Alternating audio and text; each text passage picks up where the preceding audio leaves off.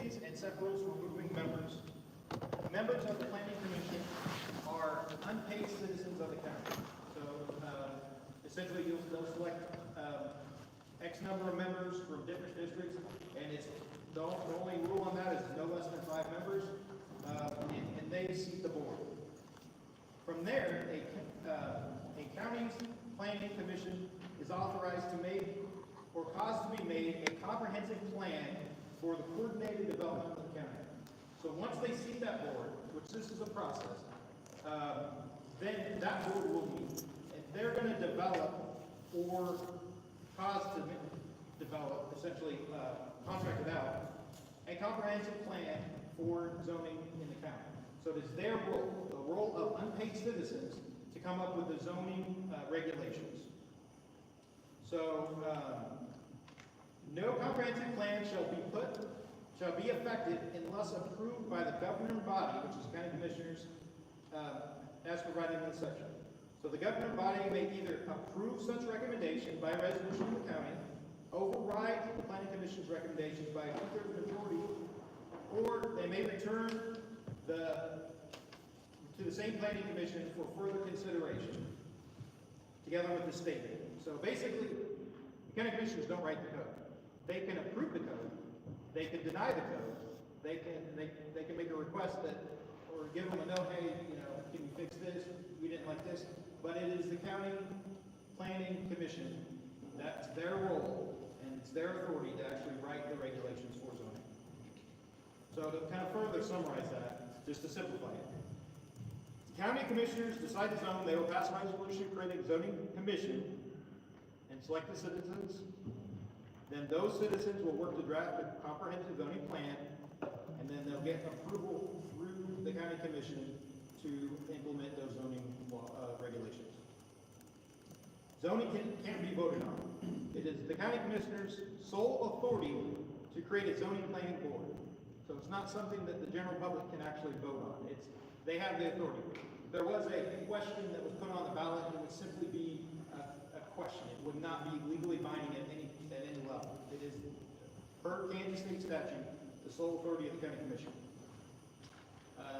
And again, they can't actually set specific zoning laws. That's done by the planning board. So I did post that and a link to the current regulations on the Bourbon County Concerned Citizens Facebook page.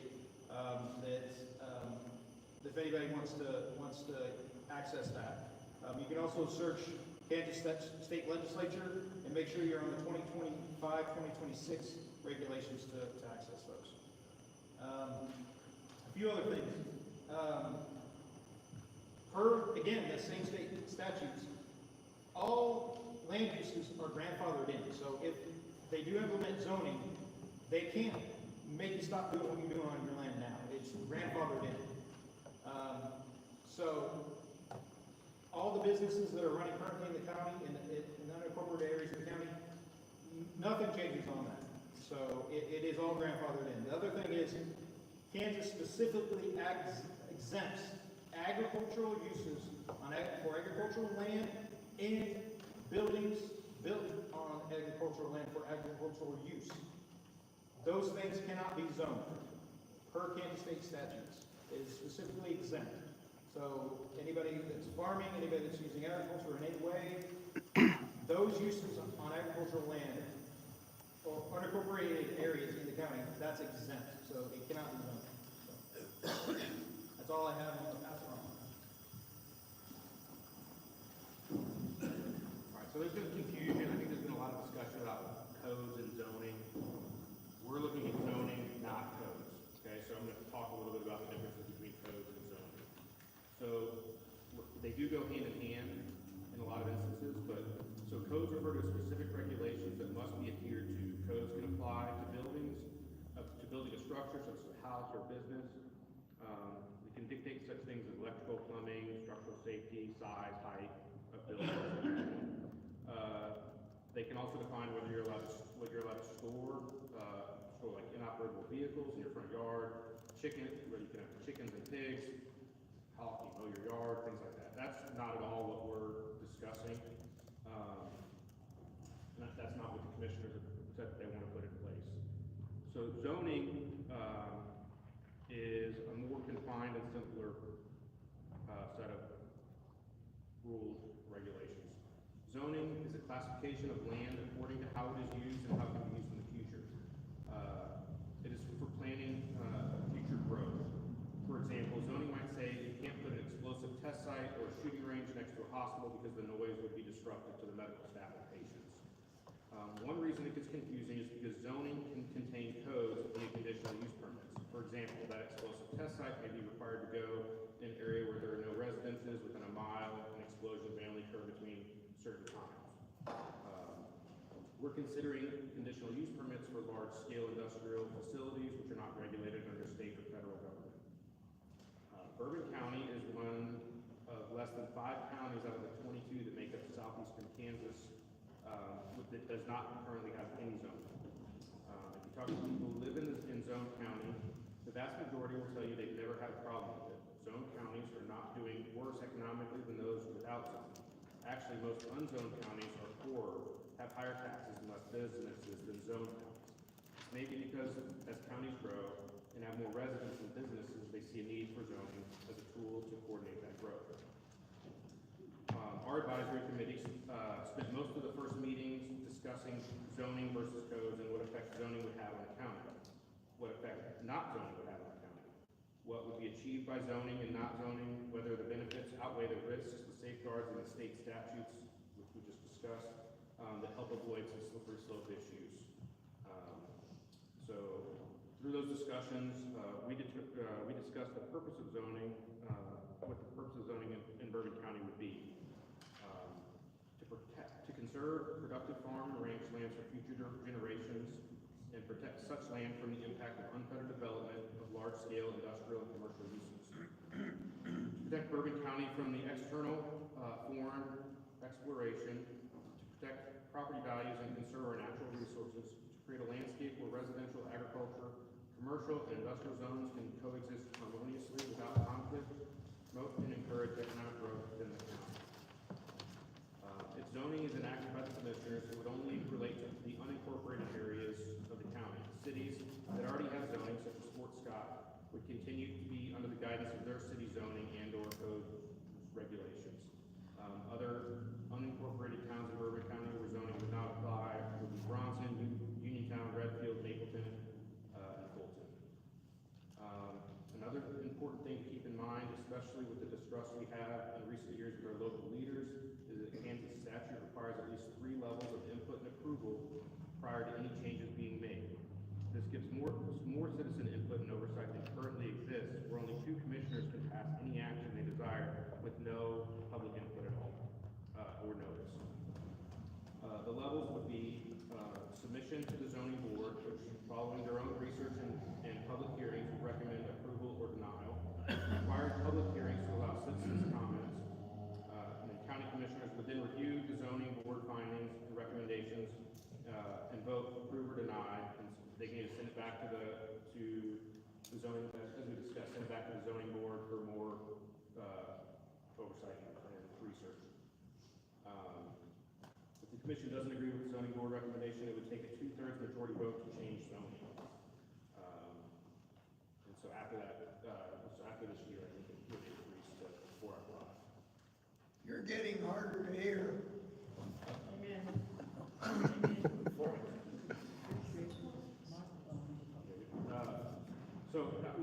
Basically, there's more levels, like enacting zoning would allow more levels of citizen participation in what's going on in the county than currently exists. Right now, 2 county commissioners can define what happens to everybody within the county without anybody knowing, without any oversight of the county. So by enacting zoning, you would have more layers of oversight. So you'd have the planning commission, as we discussed. You would have public hearings for public input, similar to tonight, and then the county commission would approve or deny requests. Basically, the county commissioners are going to do what they want according to this. The zoning board, committee, whatever you want to call, can make recommendations to the county commissioners. They're still going to do what they want to, but the majority. So what's the purpose of the whole to override the zoning board's recommendations, it has to be a majority vote by the county commissioners. And still, you get right back down, county commissioners gonna do what they want, no matter what the zoning board says. So to answer that question, this is our chance to have a voice to the county commission, and whether they follow that or not, we can't control that. I volunteered for this advisory board because I wanted my voice to be heard, and we wanted to get input from the public. So what can you do if they have a final decision on it? All you can do is say what you think, and that's all you can do. We Well, you have can't to do argue all day long, but they're still gonna do what they want to. Kansas writes in the statutes, we can't control that. And all you guys are pro zoning, right? We, I believe I heard Mr. Beerbauer wouldn't let my neighbors on because he wasn't pro zoning.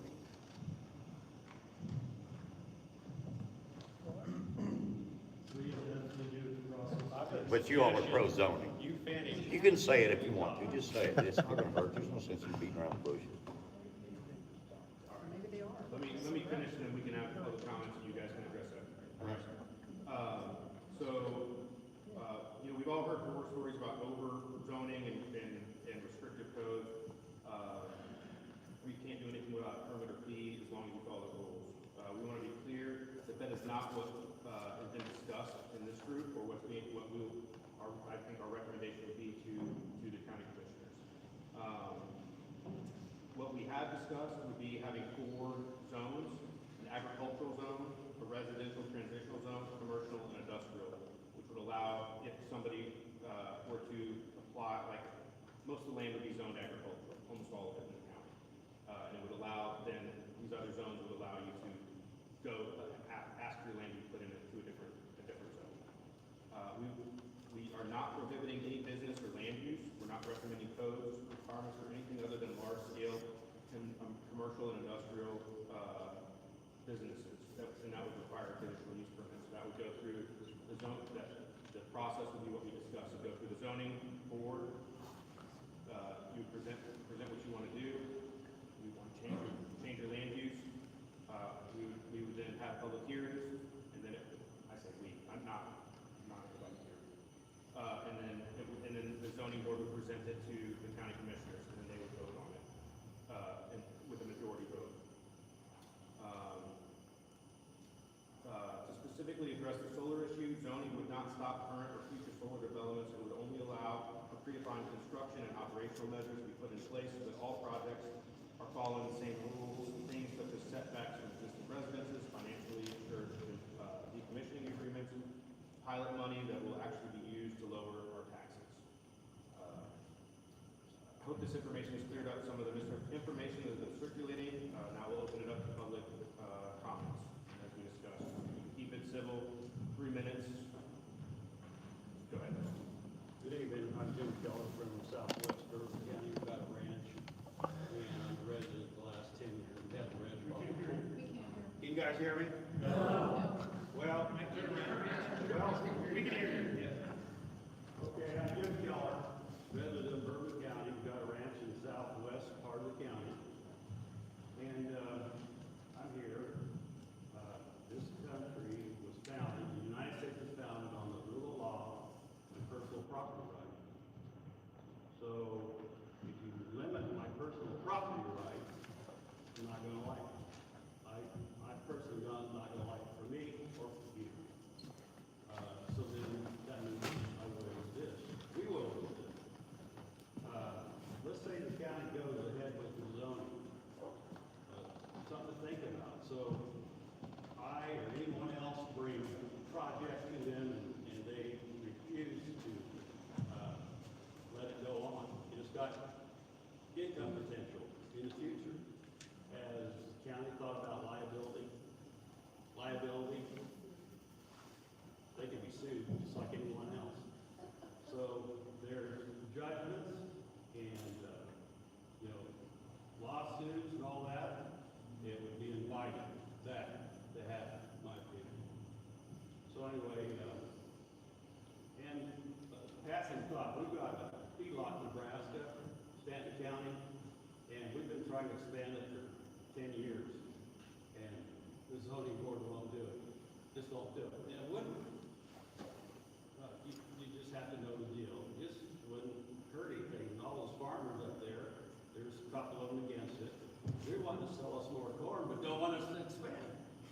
So that's what you run into it. Now, if you guys will excuse me, I'd like to go somewhere else. And you excuse me? Yes, sir. All right, thank you. Appreciate it.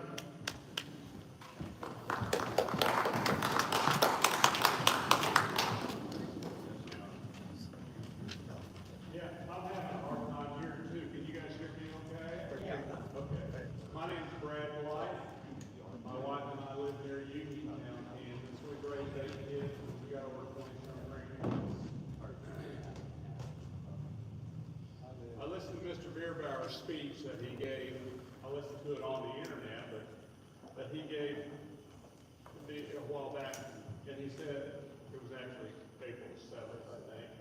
And he said, we're gonna implement zoning. It's a given.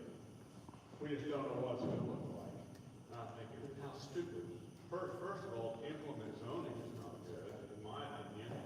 And, to not even know what you're getting into. Anyway, I'm opposed to zoning, obviously. So why talk about something that's already decided? What good is it gonna do? Well, I thought, if I don't share my thoughts and opinions, I don't have any right to complain about whoever does. And the second thing I do is for my kids, because I like to keep as little government intrusion out of their lives as possible.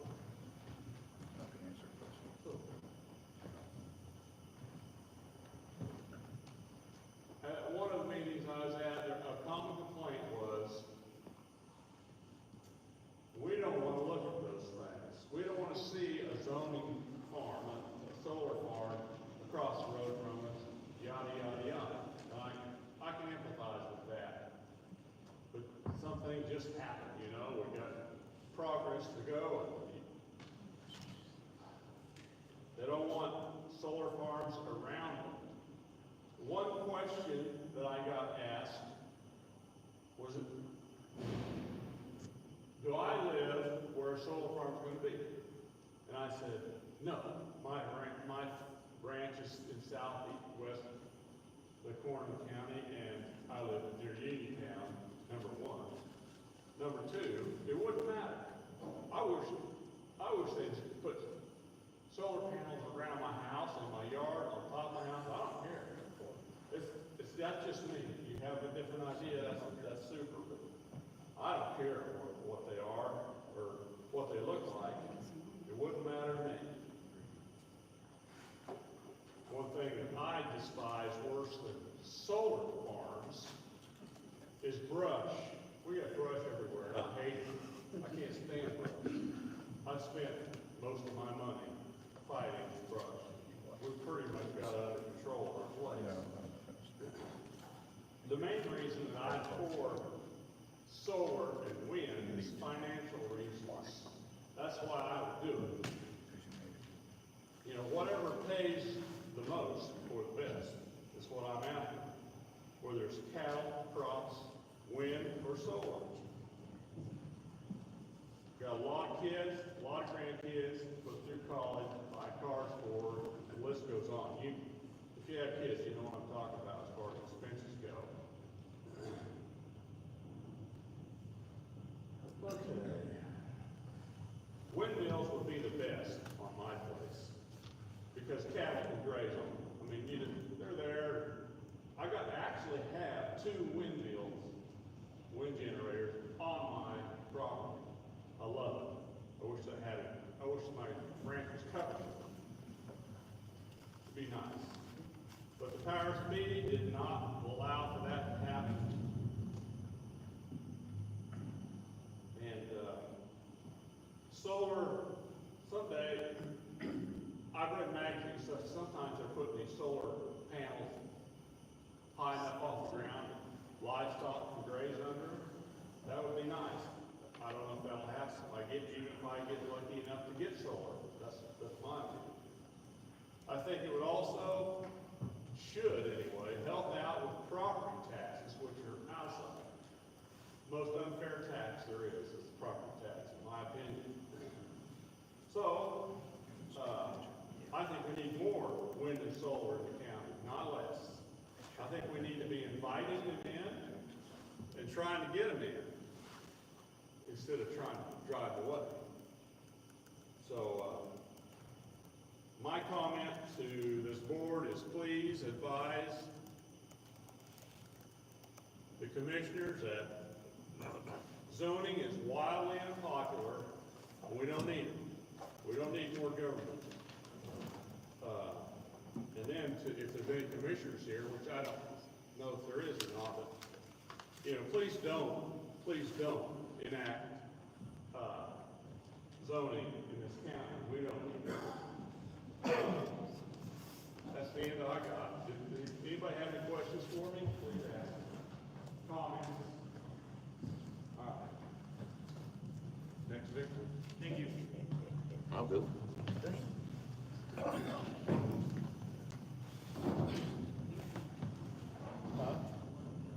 I'm curious how many on that board actually make you live off land by farming and ranching? Miss Pemberton? Not by farming and ranching. Yeah, we know. Yeah, I think it's pretty nice that Mr. Blythe and Mr. Keller didn't show up here after the way they was treated for years. And I'm pretty sure he was right in the middle of it. And the Republic, he was also including Mr. Emerson. Now, You're not to attack people, you're just to make your comments. pardon me, You're just to make comments, not attack people. I know, I'm not attacking Yes, you anybody, are. I'm just You kind pointing of out some stuff. But I think it's pretty brave that you men have been treated right there. Now, I'll get to my little deal. You know, I hear y'all say that you're trying to preserve our agricultural heritage and ranches out there. That's your goal here. And I appreciate y'all thinking of this, I really do. Sir, can you please introduce yourself? I'm Troy Fell, Thank live you. out west of town. Thanks, sir. I appreciate y'all looking out for us, I really do, but we don't need the government out there telling us what to do, what we can and can't do. No, we got enough. And I find it pretty arrogant of a lot of you, especially political people, that think that you're smarter and your government is smarter than we are, that you're better stewards of the land than we are. I really want to talk about what's really going on. There's people coming out of the country and buying a little piece of land because they want to come out there and live. And that's great. Want to have a little ranchette, want to have a little hunting paradise or whatever, or want to have them a little play homestead or however they want to be. That's great. Love it. I'm glad everybody was ever kid to grow up in the country. But here's the problem we're getting into, is the entitlement mentality that's taken over. Y'all think, Chris, it's going to change your view that you're entitled to tell everybody how to have to live. Let's actually make a living there. Let's try to feed this country. And I just don't understand y'all's thinking. Trying to get back to where I live. And you know, I really don't mind the people coming out there. I really do. Normally they're pretty good neighbors. But with the influence of this political crap that we've been living with for the last 30 years, these people that has run this county here for 30 years, who will believe anything the Republican Party tells them, who is a Republican Party that's obviously been owned by oil companies for decades.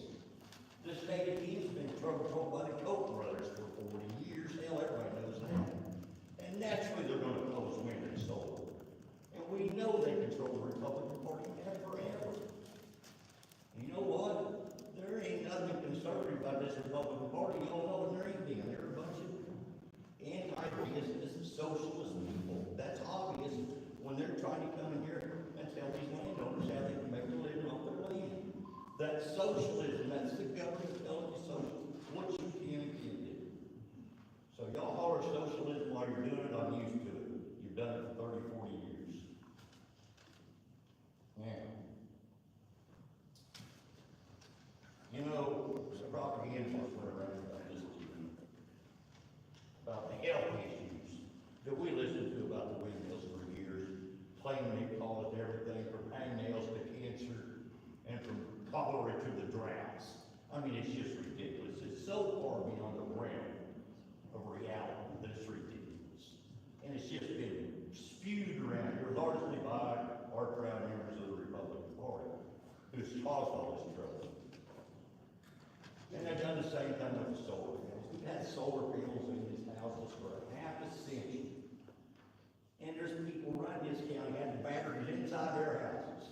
And now all of a sudden, kids are coming to Bourbon County, they're gonna create a toxic environment. Really? You know, I don't know if y'all are paying attention to what's going on at the federal level, but we obviously got a rudderless government that wouldn't know free market from free willing. That's playing politics with these markets. And these kids, it ain't me I'm worried about, it's this younger generation. The amount of money they're playing with, if you don't live out there, you don't know, it's incredible, the amount of money they're living in. And they're all hanging by a thread. And all the government's gonna be yanking subsidies out from under, and there's farm sales everywhere. Now, who do you think's gonna buy them up? Huh? It ain't gonna be us, we ain't got no money. These boys are borrowing so much money to operate, it is incredible. And if you had 1 ounce of an idea of what was ever done, you would just, your mouth would fall. You're putting that much money to make no more money? Because everybody knows, farming and ranching is the only job you'll ever have, where if you work really, really hard, and you live really, really poor, and you sacrifice ball games and bacon, and all that shit, you're gonna die rich. Pardon me, sir, what does this have to do with the zoning? Because I'm trying to do what zoning can do. What it's doing and how you are affecting the people out here in this agriculture that you claim you're trying to help. You are taking it away from us. These kids are worth so much money that you can diversify their income with some energy production, and other than just grains or cattle or pigs, and have them dinner. They can yank the ropes out from under these guys, and I think they're setting them up to do it personally. Yes. I know we're 3 minutes, Brad had over 5, so we're getting there. I had 5 minutes. Sorry, we don't want time. we wanna give I everybody. just want you guys to understand what your zoning is gonna lead to and the can of worms you put for your old. Did you say I did 5 minutes? Yes, sir. Yeah. Wow. That's amazing. I didn't know I could talk for 5 minutes. I've got one question to the advisory board, county commission, the whole thing. Are we as citizens gonna be given the opportunity to vote on this? Because we did this a few years back down the road. They tried this zoning nonsense, put it to the voters, and got voted down. So are we gonna be given that opportunity this time, or are you gonna jam it down our throats? So, as far as a question on the ballot, that'd be a question for the county commissioners. That's what I'm asking you specifically. Are y'all gonna put this on a ballot, or are you just gonna cram it down our throats? Says it can't be. What? It's the decision of your county commission. State statute says it can't be pushed to a vote. It's the decision of your county commission. So get your vote, find your. When did that change? Because we got to vote on it once before, years back. It could be a charter resolution. I don't remember anything on about. I remember it. It's been a number of years back, but it was done. And it was put to the vote of the people in Bourbon County, and they voted it down. So now you're telling me the county commissioners can just jam it down our throat. What's the purpose of having the meeting if you already made your decision? No, we're not, we haven't made a decision, but your. Well, it sounds to me like it's been made, or we wouldn't be at the point that we are now with an advisory board, looking at a zoning board. If you're going that far, then, yeah, they've already made up their mind.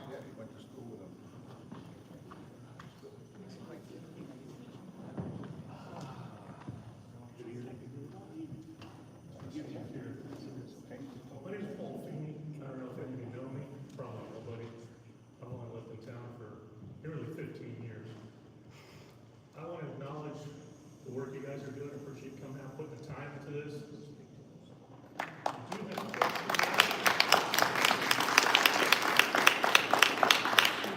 If you don't mind, just a quick, there's 6 of you up here, just a quick show of hands.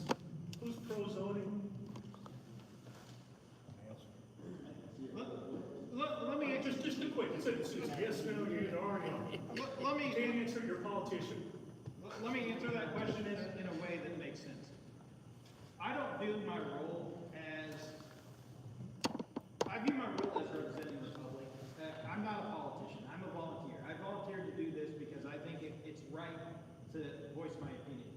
I think that if you saw me vote one way or the other, that's gonna bias you against me, and I don't, or somebody against me. And I don't necessarily want that. I want to remain impartial. Because my vote is just one vote, and the public's vote counts, the one person in the public's vote matters to me as much as my vote. So I'm trying to remain impartial and not stir the pot by answering that question. And that is a political type answer, and I understand that. But again, my goal is to remain impartial because my vote is one vote, your vote is one vote, and my vote doesn't matter any more than your vote. That's why I don't want to answer that question. But we're not the messengers to the commission, you guys are. I'd like to know the messengers are impartial, or where they stand. Because then we kind of have a better idea what the message is going to be. Wouldn't you agree? I'll answer the question. I'm either against zoning or for zoning that makes sense to protect the county from lawsuits, to protect the county from outside influence, to protect the county which is 40% owned outside of the county. That would be a reason to zone. I am for personal liberties, and I don't like the idea of zoning. But I realize that it's a mechanism that this county is not the same county it was when I grew up, 30 years ago. It's not. I don't have permission to hunt or fish anywhere. My grandpa, David Coons, lived in Bronson all his life. He could fish and hunt anywhere. The family farms are going to the children and they're selling it off. And they're living in the cities, and it's just not the same county. Right. Do I see that zoning could help keep the outside interest out? Possibly. But again, I don't like the idea of stepping on personal liberty. So I'm kind of in the middle. I haven't made up my mind. That's fine, I don't want to kill all the time with this. I thought it would have been a simple yes, no. Right. That's how we could answer, right? But it's not for everybody here. It's not. It's not. You said at the end of this, we're all gonna take a poll. Can we just save everyone's time, take that poll now? I'd like to. Everybody know how they stand on this? I think we all do, right? No, they are not to That's why answer we're here. questions. This is a public forum for us to express our opinions. Right, for and them I'd to actually ask your elect. opinion. Who's for it? Who's for zoning? You'll find out at the end of the meeting. We'll vote. They're not gonna explain to you because they don't know. The commission knows. The commission's already made their mind up. You all know that. It's the most corrupt town there is, most corrupt county there is. Move. Why do you still live here? Yeah. Move. I Yeah, live somewhere mate. else too. Let's keep it simple, guys. Let's keep it simple, guys. Yeah, well, you can all enjoy Bourbon County. It hasn't done shit.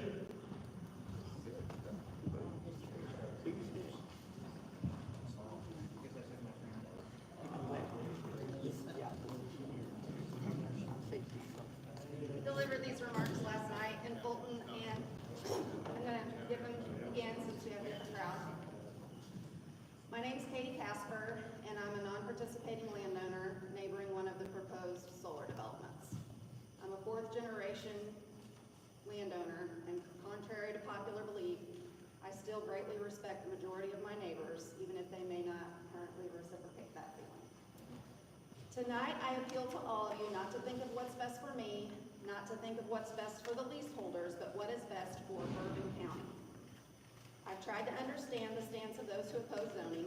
The underlying theme I glean from these conversations is control. Landowners don't want the government to tell them what they can do with the land that they own. A few points I would make. One, most, if not all of these opposers are ag producers. Agriculture is highly subsidized by the government, and I'd say 90% of those speaking in opposition receive those federal subsidies. In order to receive those subsidies, they report the lion's share of every detail of their operations to the government. Now, I'm not knocking farm subsidies. If my tax dollars are gonna go to something, agriculture is at the top of the list. However, it doesn't make sense to me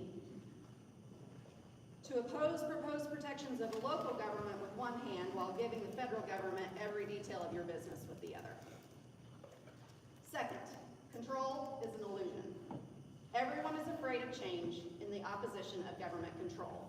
However, if we do nothing, change is inevitably coming anyway. This is a change where the character of our county will be decided by outside forces of industry, and in some cases absentee landowners, and not by those who live and work here. We are not owners of the land, but stewards. It is on loan to us from future generations of Bourbon County residents. Today, the issue is solar development. A few years ago, it was wind. Tomorrow, it will be something totally different. Developers will always be looking for land to develop on in sparsely populated areas where there's little regulation. In the case of the solar developments, landowners are leasing away the control of their property for 40 years.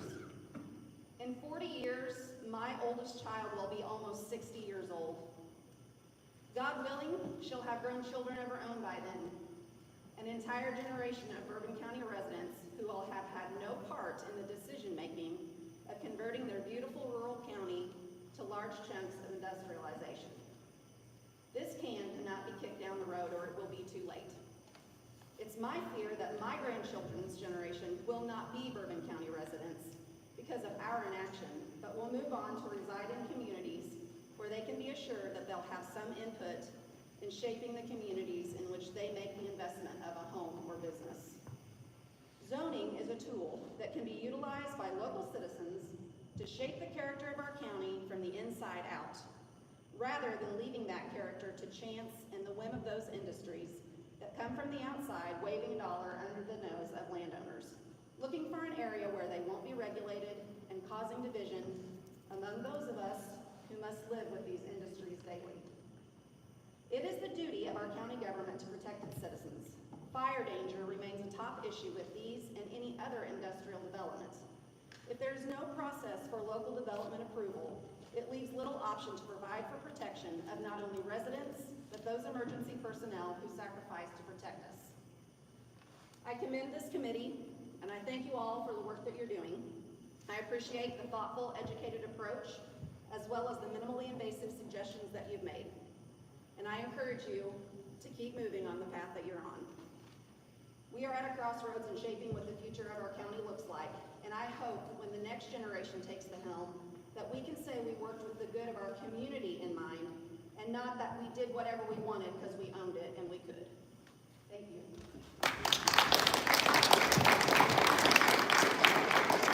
Yes, it's my turn. Nobody else wants it. I got it. Nobody go.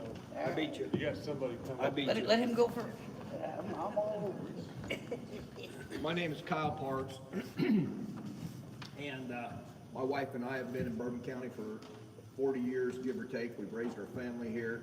We have 2 children that both reside in Bourbon County and probably will never leave. I just have a few points I want to make.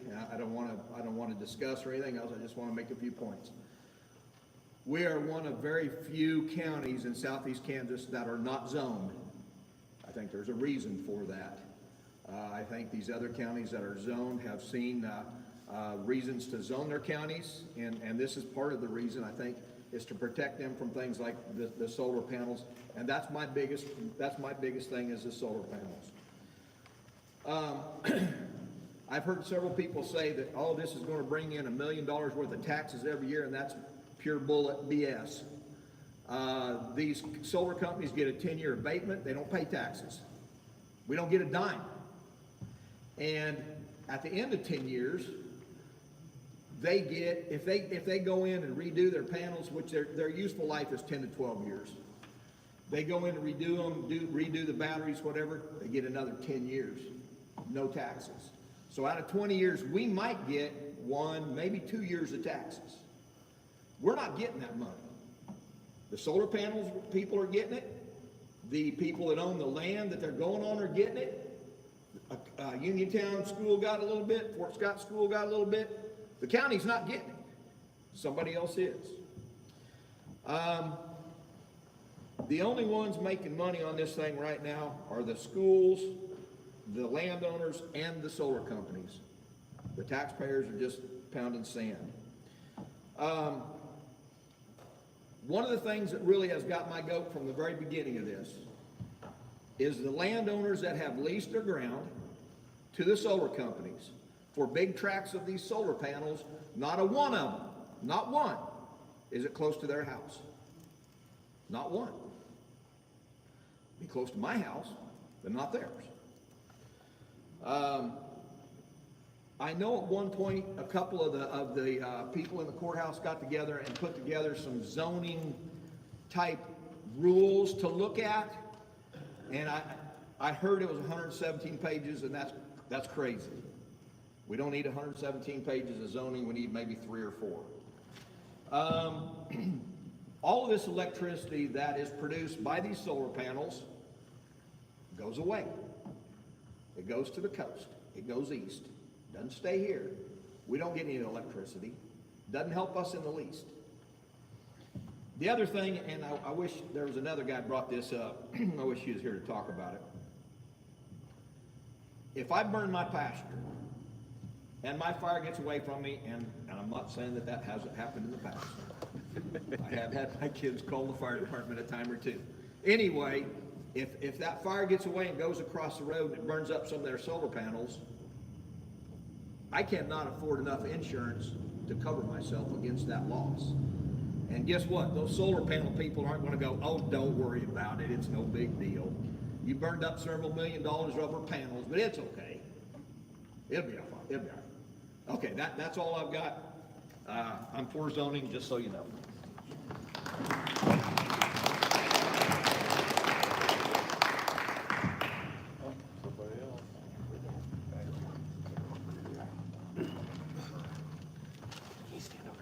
I'm Mike Wonderly, and I'm in favor of zoning in Bourbon County. Fort Scott has a 3-mile radius around the city limits of Fort Scott that has zoning and codes.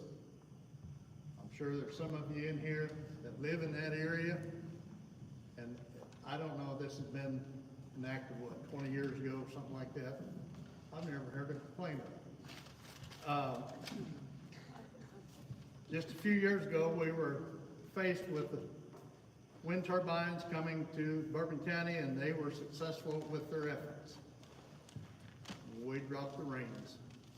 Now we're facing the same situation with solar panels, only a much larger scale. I'm sure some of the people that are here tonight are in favor of these industrial solar panels, but I would bet that they do not have an entire section, 640 acres, directly across the road from their house, signed up for solar panels. The previous Bourbon County Commissioners agreed to a 300-foot setback for these solar panels from a residence. My residence is 300 feet from the road. So basically just inside the fence, across the road from my house, they can start putting these things up. So I'm going to be faithful with this.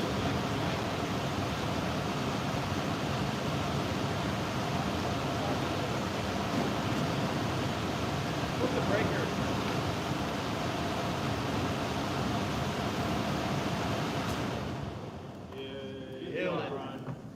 Thanks, Brian. So I'm going to be faced with looking at these 640 acres of solar panels for the rest of my life. I've lived in that house for 52 years. Would you buy a property from me that has an entire section across the road from you covered with solar panels? Probably not. I don't intend to sell it. I would like for my grandson to live there someday, and I sure as heck don't want him to live his lifetime looking at it. I encourage you to contract your commissioner to support zoning, agriculture, industrial, and residential. Who would you rather have making these decisions for you on new $5 industrial projects that are coming down the pike towards Bourbon County? Would you like to have a high dollar attorney from a big metropolitan area on the East Coast, West Coast, or even Kansas City? Or would you rather have a panel of your peers from Bourbon County making those decisions? Thank you.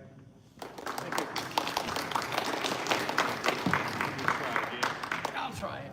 Yeah. Talk loud, Jeff. I'll do my best. Yeah. People talk about zoning, and one thing I will tell you is when I go to county commission meetings, and I look around county commission meetings, every person sitting in those chairs have not attended as many county commission meetings as I have attended, because I've been through like 3 or 4 different elections of people, commissioners. So I'm not a rookie, and I know this. People go, well, where'd the money go? Governor Brownback is the one that gave the 10-year tax abatement. Had nothing to do with the county.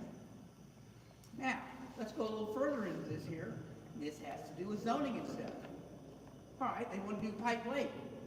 That was going to be eminent domain. Nobody come to landowners out here and did eminent domain. But they did that with the oil pipelines. And you know what happened with our state government? This is great. They exempted a Canadian company for 10 years and cost us $6 billion for the oil pipeline from the Canadian company. We didn't cut any taxes for 10 years. Now, what they've done now, Governor Brownback said this, and what he enacted was they give you something called pilot money, payment in lieu of taxes. The figure I got last time was $300,000 a year. I know in all the gyrations of different administrations come in, part of the money was probably used, I'm guessing, because my memory is a little fuzzy. But for the hospital, they did a study with COVID money that cost like $1.5 million or whatever.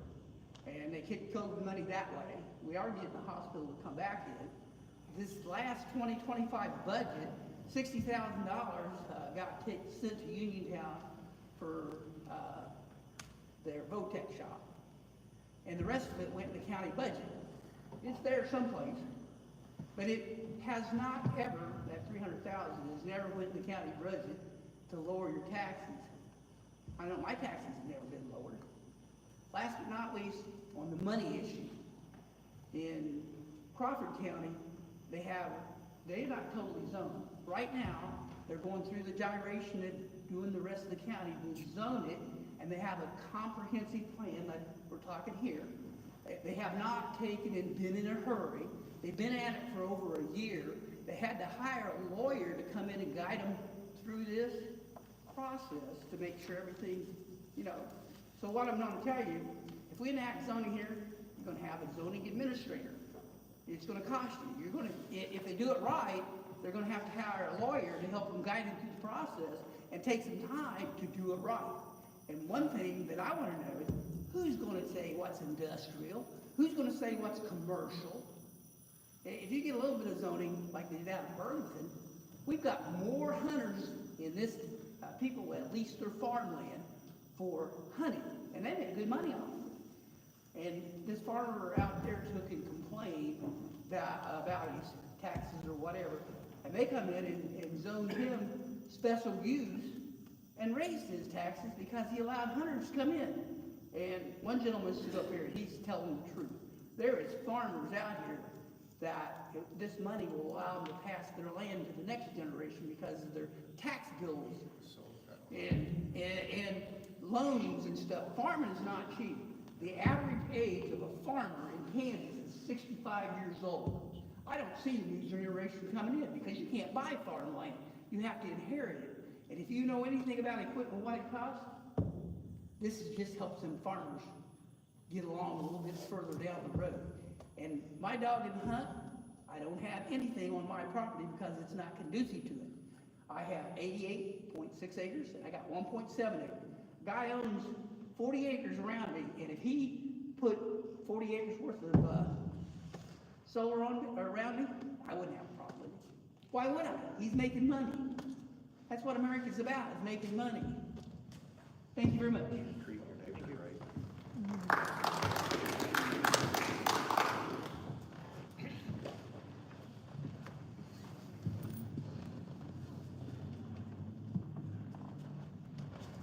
I just want to thank you. I feel like what the commissioners did in formulating this committee was a much more comprehensive and orderly way of doing it than the last little committee that we had that, in my personal opinion, was a farce. Zoning, I don't understand what is wrong with any county knowing what is coming into their county. And if that means one extra step, if we're gonna stick to solar, data centers are next. Billion-dollar companies, what's it gonna hurt them to come in and fill out some forms for $1,000? What's that hurt? That hurts no one. And the other thing that just kind of sticks in my craw is, okay, so Mr. Blythe gets to have solar panels, or Mr. Eden, to save his farm for his generations, but across the road, they're fighting to do the same thing. They're fighting to save their farm too. They just don't want to do it the way you've done it. But so who gets to decide who gets to fight and how they get to fight? That's confusing to me. And it's very sad that it's all about me. It was said here a while back, several months ago, maybe longer ago than that. All parties need to sit at the table. No one is going to go away with everything that they want. But at least there will be a reasonable plan forged going forward. Thank you. Excuse me, who are you? My name is Ann Bear. Thank you. Anybody else? Don't be shy. Yeah. I just had a question regarding the voting. I hear you say that the state does not require a vote, but does that mean the state refuses to allow a vote? Yes. That is correct. The county commissioners have the authority to make that decision to implement zoning on their own. And what we are doing here as part of this committee is trying to get as much public input as possible. If the county citizens overwhelmingly want one thing or another, if everybody wants to have zoning, or if everybody does not want to have zoning, that will be communicated to the county commission. But ultimately, they can make a decision to implement zone regulations on their own. I know that. But my question is, can they also have a vote? They don't have to, but can they? Does the state prohibit them from having it? Our understanding of the regulations is that, yes, there is not an ability to have a vote. If there was a vote, it would be non-binding. I understand. There's nothing wrong with a non-binding vote. We That's can what I'm find out saying. where people stand. You know? That's what I'm saying. I seriously question the fact that they could not have a vote of some kind if they wanted to have a vote. Exactly. Okay, that's just my opinion. Thank you. What is your name, sir? John Tucker. Thank you. Thank you. So my feedback on that is I would directly provide that feedback to the county commissioners. And they have their meetings on what, Mondays? Yep. 6 o'clock. Hi, I'm Ken Spears. I live out by Fulton. I've been a resident of Bourbon County for 50 years. I've been here to talk with, this is supposed to be a zoning meeting. I'm hearing everybody talking about windmills and solar panels. So is this about zoning Or is this about allowing solar panels and windmills to be allowed in Fort Scott? Somebody can clarify that for me, please? This was specifically mentioned at a meeting that counties that are zoned were able to prevent, at one of their meetings, were able to prevent solar. So it does seem like it's related to They never said something. they wanted to prevent. They never said that. The link is up. I can show it to you. I'll show you where it was. So, to answer that question, I think the writing's on the wall, that was the catalyst that started the conversation, is the for zoning. So, I don't think anybody could deny that. As far as what the goals are of the county commissioners wanting to start the zoning conversation, that's a question you can ask to the county commissioners. Ultimately, that's out of our purview. But is this whole zoning thing due to somebody wanting to bring in solar panels and windmills? Or is this just the zoning is trying to prevent this kind of stuff from coming in the zone, the windmills and solar panels? I think the idea with zoning would be to daylight what's happening, so the public, I think Ann Dare maybe said it, so that people know what's going on in the county, so that two people can't make a decision for the entire county, so it. And I agree with that. It puts a process in place for public comment like this, if something were to rise, whether it be solar or some other big industry, the next, we don't know what the next thing is gonna be. So it's to provide guidelines for counties, for the growth of the county.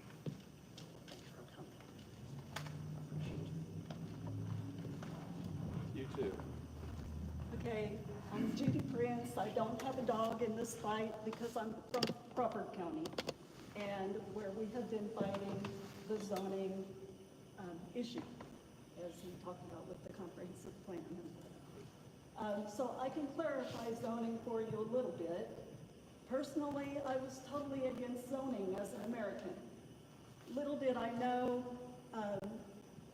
the implications of zoning.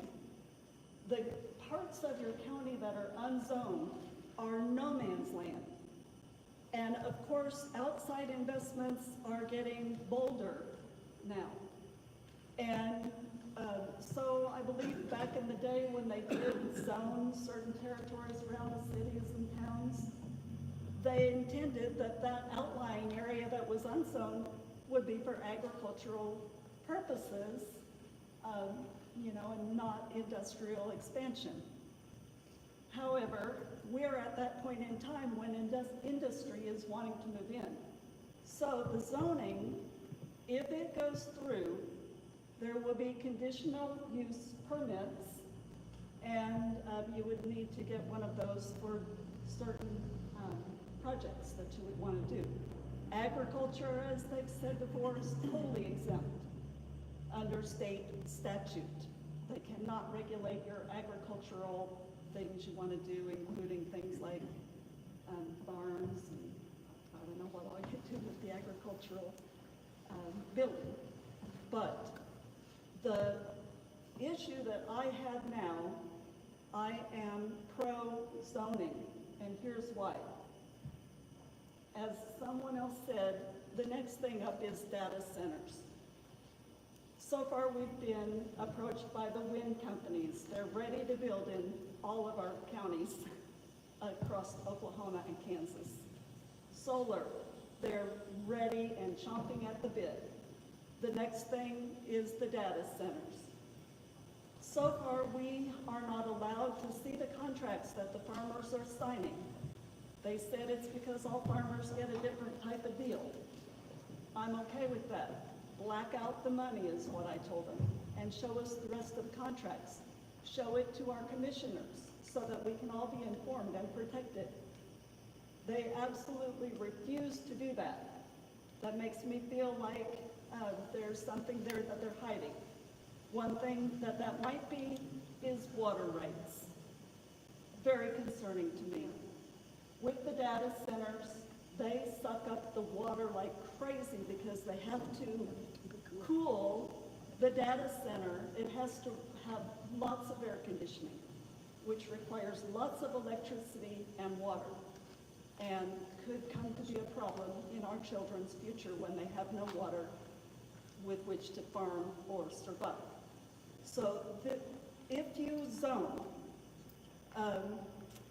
it just gives the county commissioners protection as far as they can put in place regulations. Nobody is going to say, absolutely the zoning means you can't have a solar farm or a wind farm. It would just allow regulations to be put into place so that these things can be reasonably controlled for the protection of the citizens of the county now and in the future.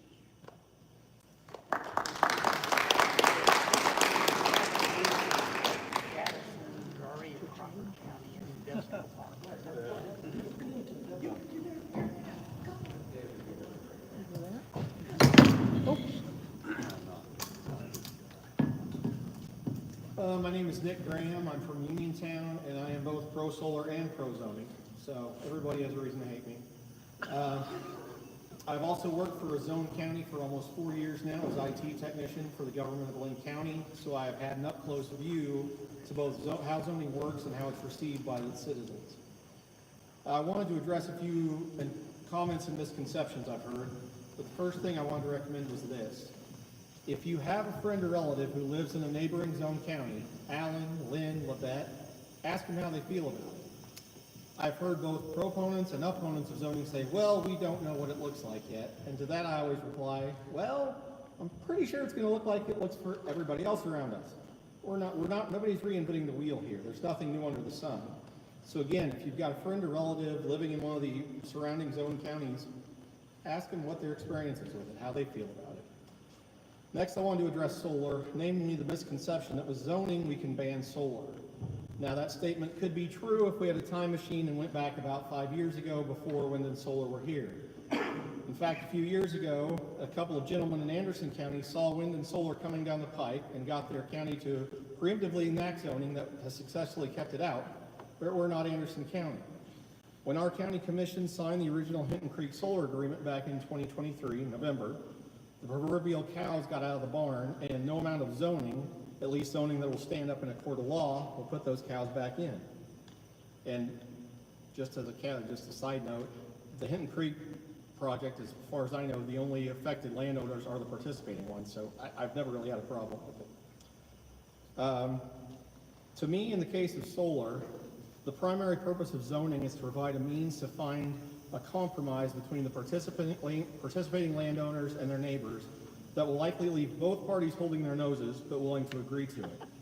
Zoning, like all governing, is about compromise, not banning, not infringement. I personally believe that there is a compromise that will allow participating landowners to enjoy the revenue of solar while not subjecting their neighbors to the view of a sea of solar panels right across the road from their multi-generational homesteads. And those are the kind of situations some of my friends are facing. And you've heard comment about data centers tonight. They are the new rage. And I'm an IT guy for a quarter century. I love AI. It terrifies me, but it's awesome. And it requires a lot of computing power, and they're looking at areas just like ours to put in these giant data centers. And I'm all for that. But you've got to have guardrails, because they do consume a lot of water. And they can be very noisy. You can find articles in Time, Newsweek, I know in Arkansas, there's one where every neighbor around has started having hearing problems. So they're not a bad thing, but you got to put guardrails on.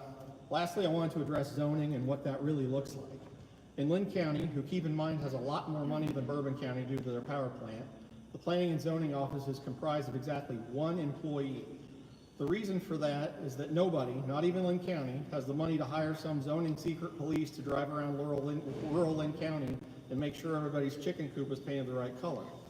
The Planning and Zoning Director has their plate more than full with overseeing the Planning and Zoning Board, working on permits and paperwork, and the occasional construction inspection. If zoning is enacted in Bourbon County, it will be a local person and a board of local volunteers, aka our neighbors. Not the federal government, not the state government, but our neighbors. Now, it's no secret I've got all sorts of issues with our current county government. But the great thing about local government is that it's the last true democracy we have left. The last one that's still for the people and by the people. Unlike Topeka and Washington, if you don't like your elected official here, you can actually replace them. You can even run to replace them yourself. At work, I have watched a great many Lynn County Commission meetings over the last 3.5 years, and aside from a single dispute between a landowner wanting to put a rock quarry on his property and his neighbor who wasn't super thrilled about that. I have not seen a single Lynn County citizen go to the county commission and complain about zoning. And Lynn Countyans are just as vocal, just as conservative, and have just as many farmers among them as Bourbon Countyans. But again, don't take my word for it. Reach out to your friends in neighboring counties and ask for their experiences. I think you'll discover that zoning is not the boogeyman certain corporations who have been spam texting half of the county have made it out to be.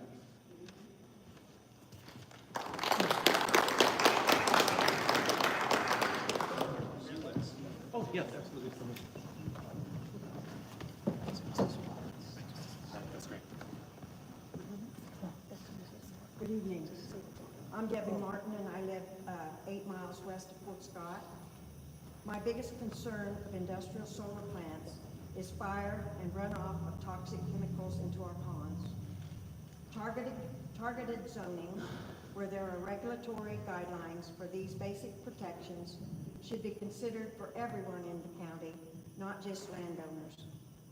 Large companies, especially when large government funding, which is taxpayer funds, are available to them, should not be able to come into states and counties without any kind of oversight. If there is no oversight at the federal level, then we at the local level should be able to at least protect ourselves from these companies making their own rules and losing our rights. These companies prey on counties that have no oversight or rules. We are at their mercy. We should have basic regulations, which targeted zoning would at least have to be dealt with by any industrial organization. We are talking about industrial use, not private small use. Adoption of the International Fire Code or the National Fire Protection Association standards to confirm proper installation should be expected. We value our property rights, but these big companies do not. There are no property rights for anyone if we let industrial plants come into our county without basic protections from fire and contamination of water, soil, and air. I think targeted zoning would protect everyone in our county. Thank you.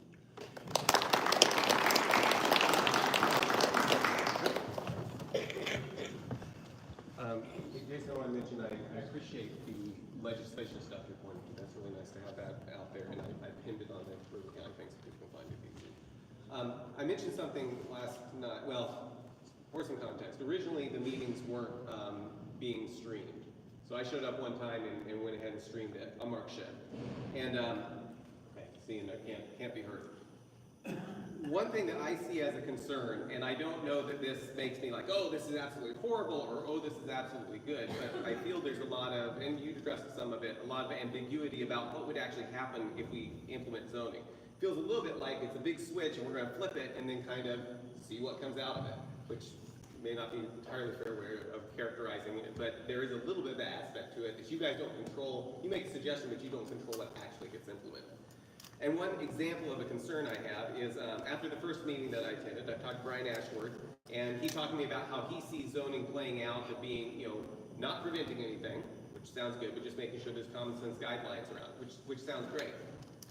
So I think some of the examples we talked about is making sure that there's setbacks, fire prevention, EMS training, or decommissioning, all those types of things if solar is going in, or if something else that we can't even imagine today is going in. However, in that meeting, there was also, Mr. Wade made this comment that, and I made sure I got it exactly right, word for word here, but my neighbor hit me up this morning at the gas station. He lives in Lynn County, and him and another partner farm a bunch around us, and he said if it wasn't for zoning in Lynn County, he'd have 5,000 solar or 5,000 acres around their house off of 52 Highway. So now my best understanding of that statement, there were some landowners who wanted to lease their land to solar, and something about it didn't just control and say, oh, we've got these common sense regulations, but it also just prevented them from doing it.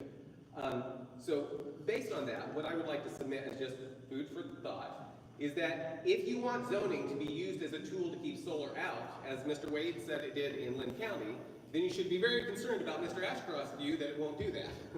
On the other hand, if you support zoning because you feel it will still let landowners do what they want with their land, as long as they follow common sense guidelines, and there's just some guidelines around it, then you should be very concerned when Mr. Wade indicates that it's a mechanism that prohibited certain land use in other counties. I don't know what the answer is on that, but I do see that that's something that we should be struggling with to understand what the results are, because it could have a big impact regardless of how you feel about zoning or solar or any of these things. Thank you. So I do have a real quick response to that. So as far as Lynn County is concerned, and Nick can probably correct me if I misspeak, they do have conditional use for zoning for solar systems. It doesn't prevent you from implementing solar systems, but my understanding is they also implemented later a moratorium against solar systems, which has prevented future development. You want me to explain the whole complicated spiel up there? Briefly. Okay. Yeah, briefly. So,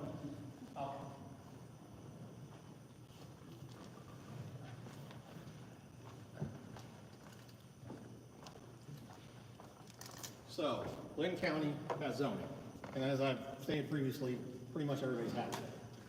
What happened in Lynn County, which has been a battle going on my entire time there, their Planning and Zoning Board unanimously passed solar regulations.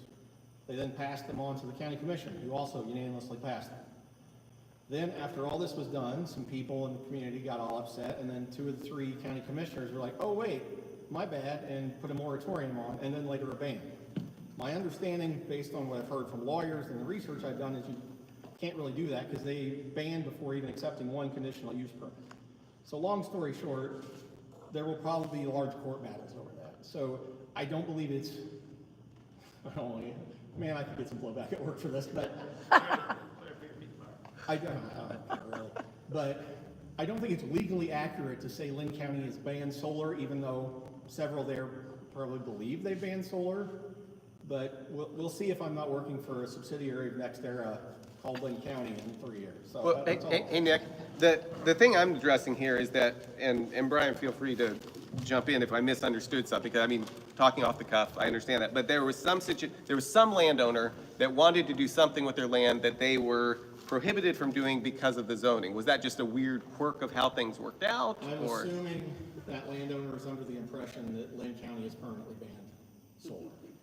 Well, it's not their impression. He was saying that they didn't, his friend said that they actually didn't do it. Temporarily, it did. Okay. Amongst ourselves about that, yes, he, you know, I don't know if it's conditional use or what, but he said he was lucky enough that it did not happen. I'm guessing it'd be moratorium. Very thankful that it did not happen next to him.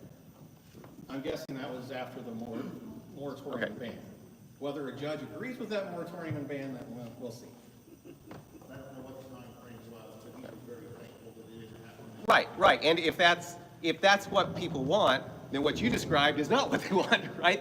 There's some difference of opinion about how it's going to play out, and I understand you guys don't know either. So part of our role is to discuss a lot of different points of views and to bring up anything that we think contributes to the discussion. I think that's the due diligence within the committee. So there have been a lot of ideas tossed around.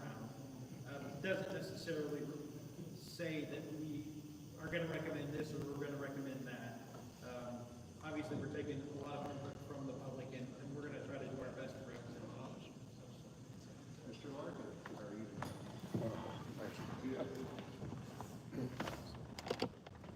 I'm going to get up there and turn around just in case I would have to say something somebody wanted to hear. That'll happen. But there's a couple of points I want to make. I think we're getting ready to go down a road that we don't want to go down. And the reason I say that, I live in the north end of Bourbon County, on a farm, also operate a business here in Fort Scott. So I talk to a lot of people in the course of a day or the course of a week, and get a lot of different opinions. But the one thing that people are pretty consistent about is that we've got too much government intervention. The last thing we need is more government intervention. And I'll make a statement that probably nobody will agree with, but I believe I can back it up. And that is that zoning just simply doesn't work. And I'll give you a real quick example. Years ago, a partner and I owned a John Deere store here in Fort Scott. And we finally closed it, and we had 2 buildings out there that worth quite a little bit of money, and we put them up for sale. and this Liberty Label out of Kansas City wanted to buy it.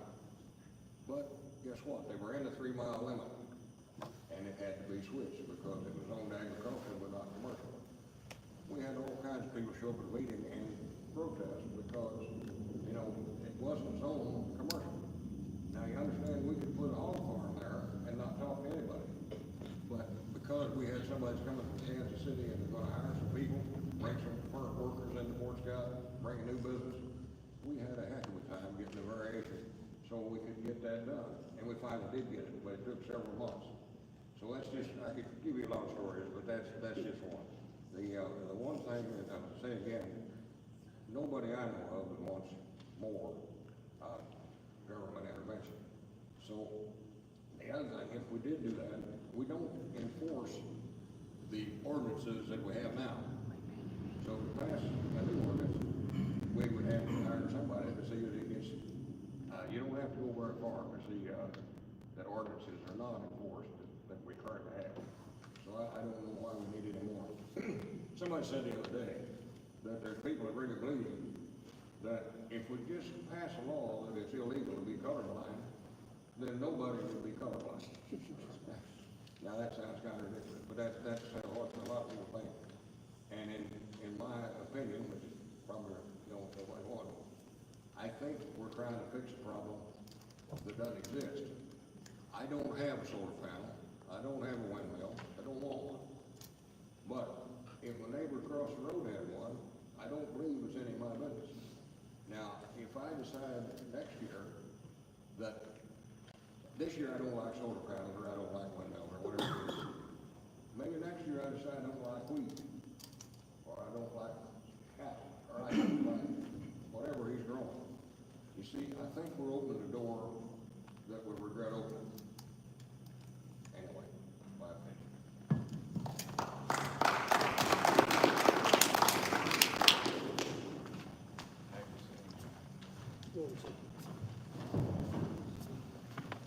Good evening. Nice to see you guys there. Thank you very much for what you do. Good evening, everybody. My name is Samuel Tran. I've only been in Bourbon County 4 years. And earlier tonight, somebody talked about Constitution, and I know something about that. I took an oath to defend it for 27 years. That oath has not expired. I'm sorry? Thank you. Thank you, sir. It was an honor. What I'm trying to say is, I too have misgivings about government. I'm just like you guys. I don't like big government, okay? But I love the people here in this county. The 4 years I've been here, you guys are passionate, you guys understand each other, and I love the fact that whether you agree or disagree, you're always cordial to each other. But this is starting to change. I've been part of a small group for over a year that's been looking at solar. And some of my teammates are sitting amongst you. And we looked at solar, the pros, the good, the bad, okay? And I've been going to these meetings and people will throw these facts out or whatever. Some of it's spot on, a lot of it's just, it's very exaggerated. And I don't want to get into that tonight because I don't think people are listening to the facts. So I wrote an essay. It's called F Words.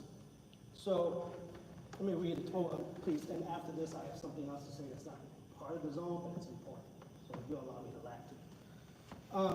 The F words.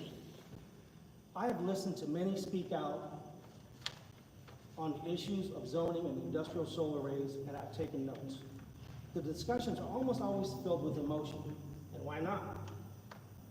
For parties concerned, regardless of where they stand on the issue, they truly believe their respective viewpoints. But looking back through the notes and viewing videos of past commissioners' meetings and those town hall meetings, I realized that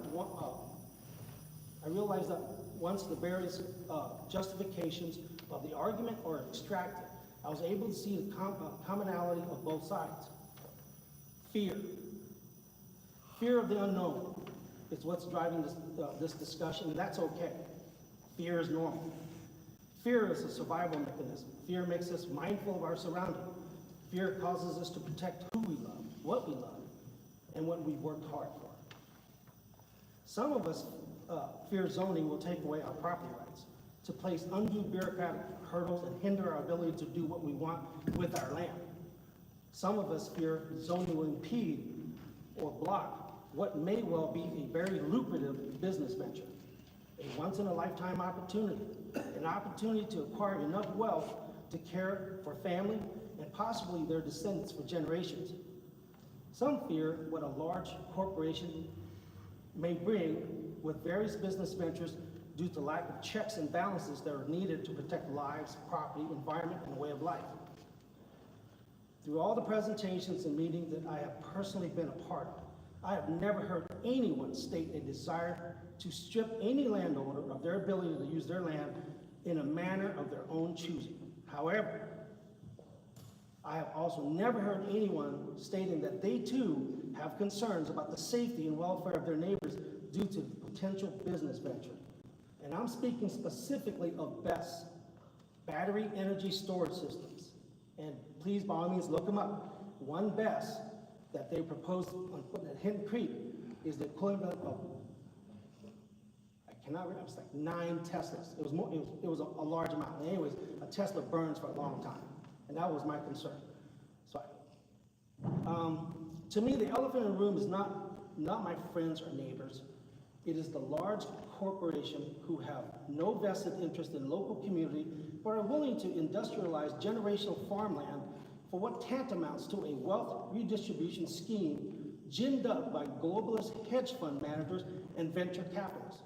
In order to do so, corporations ingratiate themselves by promising to give the local community money in the form of non-binding, non-enforceable payment in lieu of taxes, or pilot money.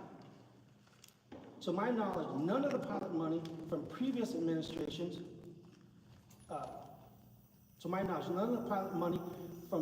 ever went to schools, and how that money was spent is lost in the bureaucratic cesspool of previous administrations. A few things are quite evident. Our property taxes did not go down, even though we supposedly benefited from economic development promised, and a handful of property owners have benefited handsomely. But I digress. My fear for both sides of the coin, bolstered by past performance of county leadership and policymakers, is promises made, promises broken. Now, I know some of you will be thinking, well, damn, he just made my point. How can you trust that zoning will or will not harm us? Which leads me to the next F word. Faith. I have faith in my fellow citizens. I have faith that you will do the right thing on matters, no matter how hard it is. I have faith that you will have all of our interests at heart, that you will do what's required to protect our lives, our property, and our way of life. Having said all this, only a fool will turn his back on any political machine. Hence, I urge each and every one of you to remain steadfast, to maintain engagement with your respective commissioners, and hold all parties accountable. Essentially, what I'm saying is trust, but always verify. No matter what the outcome of zoning is, please know that I wish you all a very healthy and happy life. And thank you for letting me speak. To my next point. This is my opinion. What I just said is my opinion. What I'm about to say is my opinion. It is not an ask change by any stretch of imagination. It is an ask. We are all human beings. I have a commissioner over here. He's a human being. He's a man. He's an elected official. I have 2 other commissioners that are not here tonight. Some of us in the community has taken on the task of becoming keyboard warriors. And they will post things on Facebook or whatever, okay? That's their right. That's the First Amendment right. I will never besmirch that or take that away. But what I will ask is, please have some decorum. You want to rip a commissioner? That's your prerogative. He's an elected official. He's a public figure. He needs to grow some skin. Because there's a woman in there. They need to grow some skin, okay? But what to me is a poor taste and bad decorum is going against family members. Family members should never be subjected to public ridicule. Never. Please refrain from doing that. Because the minute we go down that road, we're just gonna tear each other up. That is wrong. That's absolutely wrong. That's all. Thank you.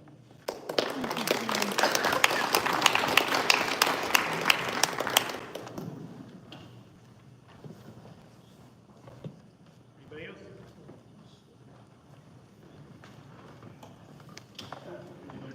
Yeah, my name's Curtis Odell. I live here in town. And I've heard a lot of good arguments both ways, but I think we're missing some details here. Like, for example, the solar panels. Has there actually been an environmental study done on how will they affect the cow, how will they affect the people? Will they cause cancer? Will they cause fires? I haven't heard anybody with any statistics on that here. And I think really before anybody goes to vote yay or nay on something like that, we really need to know what effects it's gonna have. And that's all I got to say on that one, so, thank you. Thank you.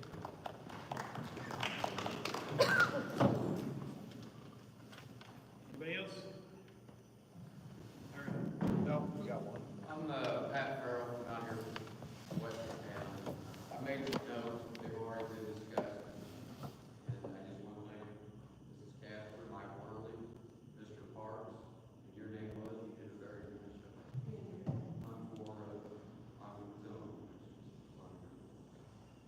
Thank you. Thank you. We have a couple Can I just speak to the issue of the environment issue? Okay. Judy Prince again, Crawford County. Our first solar farm that we're getting, 15,000 acres, like I said, they're chomping at the bit as soon as the moratorium's up. It comes with 20 lithium-ion battery storage units, each one the size of a semi-truck. 20 of those. And I don't know if you remember back in October, there was a fire in Missouri at the lithium-ion battery recycling center. Soon afterward, they had to call in the environmental protection because the fish all died in the river right after that fire, which was very, very hard to put out. Our fire departments are not equipped for such things, and our lungs are not equipped for such things either. Exactly. I had a point to add. The BESS system that they were proposing to install, that number was over 9,000. So you had one BESS unit, and it had enough battery in there to equal over 9,000 Teslas. Okay, so what she said is absolutely true. The last one I was tracking was a BESS storage system in California. It burned for 3 days. They called in everybody, and in the end, they couldn't put it out. They just let it burn down. So.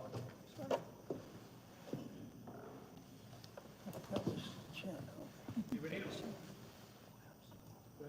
I guess the main question there is, if we put in zoning, will it backfire? You know, are we guaranteed that it's gonna work, do what we want it to do, or will it actually backfire? And, I came here, got a lot of friends that wanted to come, but they're tied up, so they said, get all the information you can. I haven't got a clear view on which is the best, how we should go. I do have one question that maybe you can answer. When it comes to making the codes, who will have the power to make the codes as we go to zoning? Will it be your committee, or will it be the commissioners? It won't be our committee or the commissioners. It will be the zoning planning committee, which will be appointed or essentially seated by the county commissioners. Okay. So it'll be a different committee. And they'll appoint those people then? They will appoint the citizens, yes. So then we will have some control then? Absolutely. Okay, that's the question. I had. It's up to 5, so the minimum amount of people is 5 people, but there is no maximum amount of people. So it's up to the county commissioners per state statute. That's up to the county commissioners to see that. And they'll have much longer discussions. They'll have a lot more meetings than we, this is something that's gonna take months. If done right, it's gonna take months, if not a year or two. Because there's a lot to it. And I think that if the due diligence is done by that committee, they'll have it looked over by a lawyer and a lot of things, if that's the way that they do that. So, I mean, if zoning is the way that it's decided that they go. So, our committee was just we're gonna have 7 hour-and-a-half meetings, so we're just to kind of have a general discussion, get your input, and then explore it. Go ahead. So, I had a question about creating housing. If a certain area, like you're saying agriculture is zoned as agriculture, okay, so my farm, say I wanna rezone this 10 acres for industrial to put in whatever. Can that be, and I'm not for or against solar, I've never been more on the fence than they want, but, so, I guess what's gonna prevent, okay, say the zoning goes through, we're zoned now. Where I grew up in Kentucky, it's a zone county, and at first I was super against it, because it's a pain in the butt. I don't know about agriculture, but building a house, it's very annoying. Those are my concerns with it here, that's why I'm on the fence about it. So, say, okay, this agriculture parcel it's agriculture, but Joe Blow, hey, these solar company or these, data centers, whatever they're coming up, are coming in, I wanna rezone my farm commercial, or industrial, or whatever the term is, I don't know. Can they do that? Yeah, that's part of that 147 pages that you were talking about. The county kind of put together a rough draft. It's not 147 pages of zoning regulations. It's very few pages of actual regulations about the zones. But there's a lot of information about how to rezone. What's the process of rezoning? What form do you have to fill out to rezone? What's that look like for the planning commission? What are their regulations that they have to follow to consider that? What's that look like for the county commission to approve that? So there's a lot of language that has to go into that for things like rezoning, for things like conditional use. It's not just going to be a 3-page document. There's no way to make that work. So yes, there should be. Will there be? That's up to the planning commission. I've always been a small business owner, and is it gonna jump to such a higher tax bracket to be zone commercial if you did wanna put 10 or 50 acres or 100 acres of your farm into commercial? Would there be such a tax burden to discourage small business enterpriseship? Because I like to encourage small people to do work for themselves, not just go stock shelves at Walmart or something. I'd like to not discourage small business, but encourage it. So I just wanna make sure if the zoning, I don't want it to be such a tax burden to go to this different levels, and it discourages people from working for themselves. Sure, zoning and taxes they're separate deals, because the taxes are different. Because I signed up a farm in Missouri for solar, they said that I pay about $1,200 a year in taxes on that farm, and it was gonna go to $28,000, so the taxes were exponential of what they were gonna collect going to commercial. I think I can speak for everybody on this, that everybody here is pro-business. Nobody wants to limit businesses coming to Bourbon County. So whether we recommend zoning or not, or whatever our report, nobody here wants to limit business growth in Bourbon County. Not just my opinion. Nobody wants to limit business growth in Bourbon County. Question, former Commissioner Beth was against zoning and claimed that it would cost about $200,000. You're talking about a consultant that will draft this plan. What's the cost for this? And if we don't like the plan, will we ever get that $200,000 back? Or what's the cost? We really can't answer that, unfortunately, and I know that is probably, and if I sound grumpy, I am getting over a cold, and I am very sorry, that's not how I intend to sound.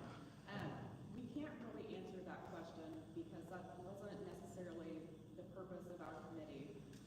We are the very, very first step in looking into the zoning process for Bourbon County.